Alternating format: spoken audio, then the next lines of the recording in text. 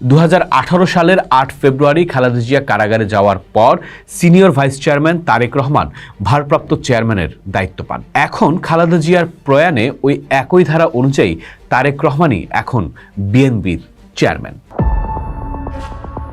আলাপটা শুরু করতে চাই দুটি জায়গা থেকে।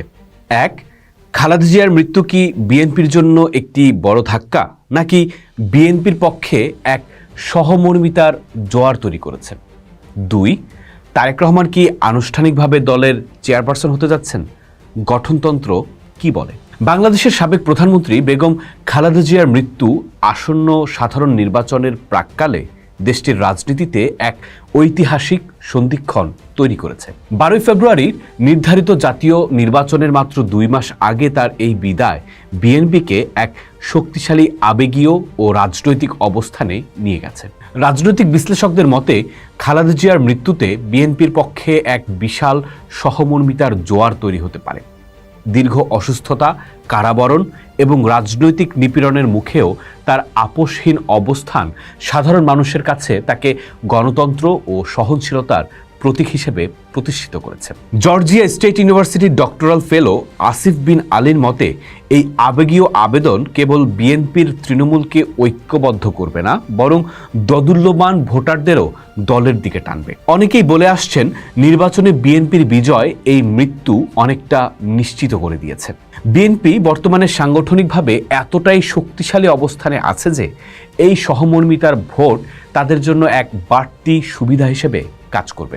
সাবেক মার্কিন কূটনীতিক জন ড্যানিলোভিচের মতে খালেদা জিয়া ছিলেন বাংলাদেশের ইতিহাসের এক অবিচ্ছেদ্য অংশ। তবে তার মৃত্যু স্বাভাবিক কারণে হওয়ায় জনরোষ বা অস্থিতিশীলতার ঝুঁকি কম, বরং এই শোকের মুহূর্তটি একটি সুষ্ঠু ও প্রতিযোগিতামূলক নির্বাচনের প্রয়োজনীয়তাকে আরও জোরালো করতে পারে। সামগ্রিকভাবে খালেদা জিয়ার প্রয়াণ বিএনপিকে রাজনৈতিকভাবে চাঙ্গা করেছে, যা ফেব্রুয়ারির নির্বাচনে দলটিকে সুবিধাজনক অবস্থানে রাখবে বলে ধারণা করা হচ্ছে। এবং একই সাথে এবারের নির্বাচনে আওয়ামী লীগ কার্যত নিষিদ্ধ থাকায় বিএনপি ও জামায়াত ইসলামীর মধ্যে নতুন এক ধরনের প্রতিদ্বন্দ্বিতা দেখা যাচ্ছে। খালেদা জিয়ার বিদায়ের মধ্য দিয়ে বাংলাদেশের রাজনীতিতে 3 দশকেরও বেশি সময় ধরে চলা দুই নেত্রীর দ্বৈরথের অবসান ঘটল।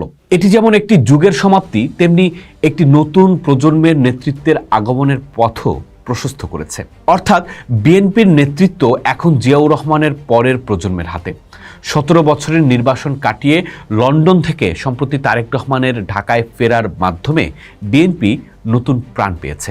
আটলান্টিক কাউন্সিলের মাইকেল কুগলম্যানের মতে তারেক রহমানের আনুষ্ঠানিকভাবে দলের চেয়ারপারসন হওয়া এখন সময়ের ব্যাপার মাত্র, যা দলের নেতৃত্বের কাঠামোকে আরও স্পষ্ট করবে। দলের নেতৃত্বে উত্তরাধিকারের ইতিহাস বলছে বিএনপির প্রতিষ্ঠাতা জিয়াউর রহমানের মৃত্যুর পর দলের হাল ধরেন খালেদা জিয়া। রাজনীতিতে যুক্ত হওয়ার 2.5 বছরের মধ্যেই তিনি চেয়ারপারসন নির্বাচিত হন। গত 30 ডিসেম্বর খালেদা জিয়ার মৃত্যুতে দলটির সেই পদ শূন্য হয়। বিএনপির গঠনতন্ত্রের 8 গ ধারার 3 নম্বর উপধারায় বলা আছে, যে কোনো কারণে চেয়ারম্যানের পদ শূন্য হলে সিনিয়র ভাইস চেয়ারম্যান অবশিষ্ট মেয়াদের জন্য চেয়ারম্যানের দায়িত্ব গ্রহণ করবেন। সেই অনুযায়ী 2018 সালের 8 ফেব্রুয়ারি খালেদা জিয়া কারাগারে যাওয়ার পর senior vice chairman Tarique Rahman ভারপ্রাপ্ত চেয়ারম্যানের দায়িত্ব পান। এখন খালেদা জিয়ার প্রয়াণে ওই একই ধারা অনুযায়ী তারেক রহমানই এখন বিএনপির চেয়ারম্যান।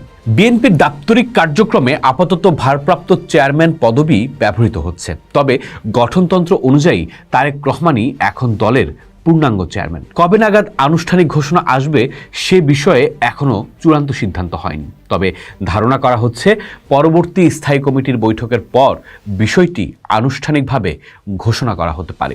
বিএনপি নীতি নির্ধারণী পর্যায়ের একাধিক নেতা গণমাধ্যমকে বলেছেন, সাংবিধানিক ও গঠনতান্ত্রিকভাবে তারেক রহমান ইতোমধ্যেই চেয়ারম্যান হলেও বর্তমান পরিস্থিতিতে বিষয়টি প্রকাশ্যে আনা নিয়ে দল কৌশলগতভাবে সতর্ক অবস্থান নিয়েছে। পোস্ট দেখুন, ভাবুন, করুন, থাকুন পোস্টের সাথেই।